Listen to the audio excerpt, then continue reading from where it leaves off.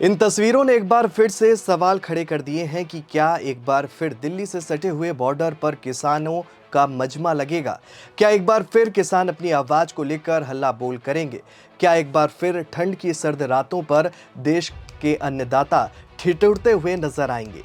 नमस्कार, आप देख रहे हैं 4 PM और मैं हूं आपके साथ में शोभित पाठक। दिल्ली से सटी नोएडा की चौड़ी चौड़ी सड़कें तब तंग हो गईं जब हजारों की संख्या में किसान दिल्ली कूच के लिए निकले। न थमने वाली एनसीआर की रफ्तार पर किसानों के आक्रोश का ऐसा ब्रेक लगा कि लोग बेहाल हो गए। गाड़ियों की कतारें लग गई। दिल्ली की दहलीज पर बरपा हंगामा लोगों के लिए परेशानी का दूसरा नाम बन गया। मान मनोवल का दौर भी शुरू हुआ और अपनी 10 मांगों को लेकर निकले किसानों को किसी तरह पुलिस ने बॉर्डर पर रोका। हालांकि ब्रेक अभी अस्थायी है। अधिकारियों का आश्वासन पर किसानों का कहना है कि 1 हफ्ते तक वो दलित प्रेरणा स्थल पर ही प्रदर्शन करेंगे। फिर भी अगर उनकी मांगें ना मानी गईं तो वो दिल्ली कूच करेंगे और इस बार लड़ाई आर पार की होगी। आपको बता दें कि सोमवार को महामाया फ्लाईओवर से दिल्ली जा रहे किसानों को नोएडा पुलिस ने दलित प्रेरणा स्थल से आगे नहीं बढ़ने दिया था। इससे नाराज किसान सड़क पर ही बैठ गए और पुलिस प्रशासन के अधिकारियों ने शासन स्तर पर बात करने का आश्वासन दिया और दिल्ली नोएडा लिंक रोड को खुलवाया। किसान अभी दलित प्रेरणा स्थल पर ही बैठे हैं। किसानों ने डेरा जमा कर रखा है। उन्होंने खाना बनाने का पूरा इंतजाम कर लिया है। ठंड से बचने के लिए रजाई कंबल भी लेकर आए हैं। अलाव भी जल रहा है। जोशीले भाषणों के दौर में एक दूसरे का उत्साहवर्धन भी किया जा रहा है। किसान एकता परिषद के राष्ट्रीय अध्यक्ष सुखबीर खलीफा का कहना है कि अधिकारियों ने भरोसा दिलाया है कि शासन के सचिव स्तर पर बात होगी। अगर 1 सप्ताह में बात नहीं कराई गई तो हम दिल्ली जाकर संसद का घेराव करने के लिए निकलेंगे। किसान ठंड में धरने पर जोर शोर से डटे हुए हैं और उनके खाने पीने की व्यवस्था भी की गई है। नोएडा पुलिस ने किसानों को दिल्ली कूच से रोकने के लिए दलित प्रेरणा स्थल के सामने बैरिकेड्स लगा दिए थे। उधर से दिल्ली पुलिस ने चिल्ला बॉर्डर पर बैरिकेड्स लगाकर किसानों को रोकने की तैयारी की थी। दिल्ली नोएडा के चिल्ला बॉर्डर पर हजारों की संख्या में पुलिसकर्मियों को तैनात किया गया था और इसके साथ ही अन्य जरूरी इंतजाम भी किए गए थे। किसानों के दिल्ली कूच की वजह से नोएडा की रफ्तार भी थम गई।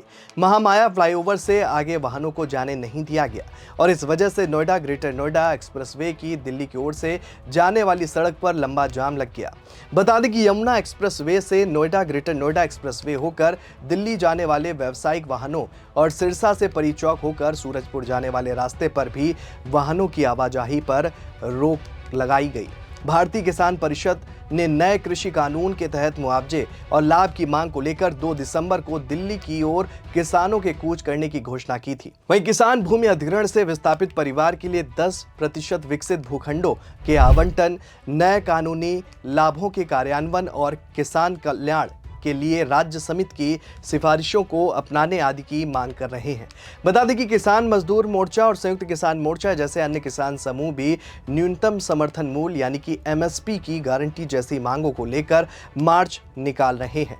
किसान नेता सरवर सिंह पंढेर ने बताया कि जगजीत सिंह ढल्लेवाल आमरण अनशन पर हैं और लगातार उनकी तबीयत बिगड़ रही है। शंभू बॉर्डर पर देश के सभी नेताओं के साथ चर्चा के बाद दोनों मंचों ने फैसला लिया है कि हम जरूरी सामान लेकर शांतिपूर्वक पैदल ही दिल्ली की ओर बढ़ेंगे। सरवन सिंह पंढेर ने कहा कि अगर सरकार हमें जाने देती है तो अंबाला के अलावा कुछ जगहों पर जत्था ठहराव करेगा। सर्दी का मौसम है और ठंड भी बहुत ज्यादा होगी।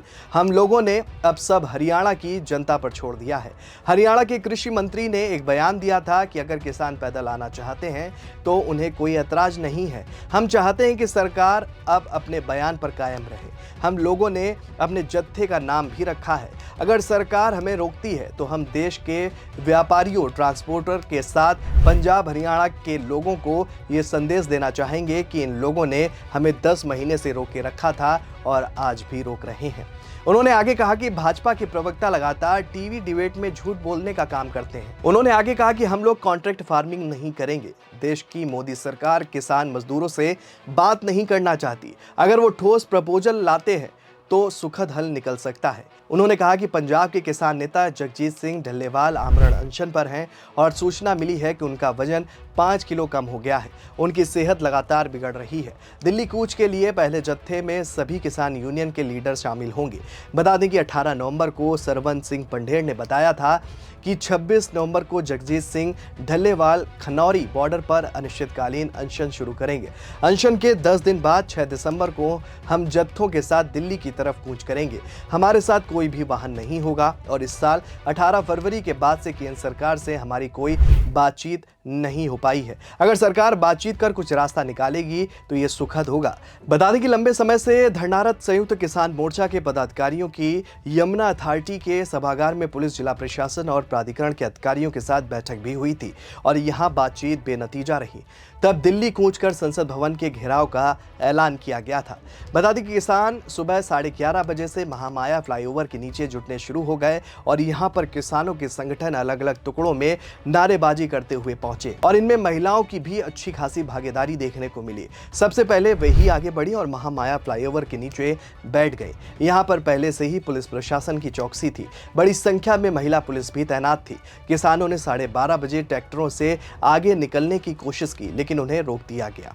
इसके 15 मिनट बाद ही उन्होंने दोबारा आगे बढ़ना शुरू किया। पुलिस ने 3 लेयर सुरक्षा व्यवस्था के बीच रोकने का प्रयास किया, लेकिन वे सुरक्षा घेरा तोड़ते हुए दलित प्रेरणा स्थल पर जा पहुंचे। बता दें कि दलित प्रेरणा स्थल पर शाहदरा ड्रेन के बाद लोहे के बैरिकेड लगे हुए थे।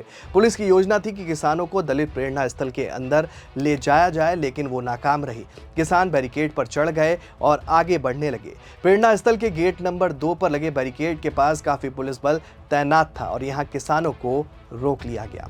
इसके बाद वे नोएडा ग्रेनो एक्सप्रेसवे पर ही धरने पर बैठ गए। भारतीय किसान परिषद के अध्यक्ष सुखबीर खलीफा ने प्रदर्शनकारी किसानों से संयम बरतने की अपील की है और यहां कई किसान नेताओं ने यहां पर लोगों को संबोधित भी किया। काफी देर तक उठापटक के बाद शाम लगभग 4 बजे तीनों प्राधिकरण के अधिकारी घटना स्थल पर पहुंचे। बता दें कि नोएडा अथॉरिटी की ओएसडी, यमुना प्राधिकरण की ओएसडी और एसडीएम प्रशासन मंगलेश दुबे ने किसानों से बातचीत की और इसमें किसान नेताओं को शासन से बात कराकर समस्याओं का समाधान कराने का आश्वासन दिया गया और समय भी मांगा गया। किसानों ने उन्हें 1 सप्ताह का समय दिया है और वे एक्सप्रेसवे से उठकर दलित प्रेरणा स्थल के अंदर जाकर धरने पर बैठ गए हैं। बता दें कि भारतीय किसान यूनियन भानु के महासचिव बीसी प्रधान ने बताया है कि तीनों प्राधिकरण के अधिकारियों ने शासन से बातचीत कराने का आश्वासन दिया है। भारतीय किसान यूनियन मंच के राष्ट्रीय अध्यक्ष सुधीर चौहान ने कहा कि 1 सप्ताह का समय दिया गया है और इसके बाद निर्णय लिया जाएगा कि आगे किस तरीके से रणनीति बनानी है और क्या करना है। बता दें कि किसानों की मुख्य मांग जमीन अधिग्रहण के नए कानून को लागू किया जाए। इसके तहत ग्रामीण एरिया में सर्कल रेट का 4 गुना मुआवजा दिया जाए। नोएडा ग्रेनो के गांव को शहरी घोषित किया जा चुका है और इसका भी किसान लगातार विरोध कर रहे हैं। वहीं मुआवजा और अन्य सुविधाओं के पुराने मामले भी लंबे समय से पेंडिंग है और इसमें अधिग्रहित जमीन के बदले 10% विकसित प्लाट, पुराने प्रकरणों में 64.7% अतिरिक्त मुआवजा दिया जाए। फिलहाल ट्रैफिक पुलिस का कहना है कि किसान दलित प्रेरणा स्थल पर धरने पर बैठे हुए हैं। ट्रैफिक को पूरी तरह से सुचारू कर दिया गया है। लोगों से अपील की गई है कि वो किसानों के धरना प्रदर्शन के चलते ट्रैफिक पुलिस द्वारा जारी की गई एडवाइजरी को देखकर ही घरों से बाहर निकले। तो एक बार फिर दिल्ली कूच को लेकर किसानों का हल्ला बोल देखने को मिल रहा है और फिर किसानों की चेतावनी ने सरकार की नींद उड़ा दी है। अब देखने वाली बात यह होगी किसानों कि दिल्ली की तरफ बढ़ते कदम को सरकार कैसे रोक पाती है, ये तो आने वाला समय ही बताएगा। इस खबर में फिलहाल इतना ही। ऐसी ही तमाम राजनीतिक खबरों के लिए बने रहिए और देखते रहिए 4 PM न्यूज़ नेटवर्क। धन्यवाद।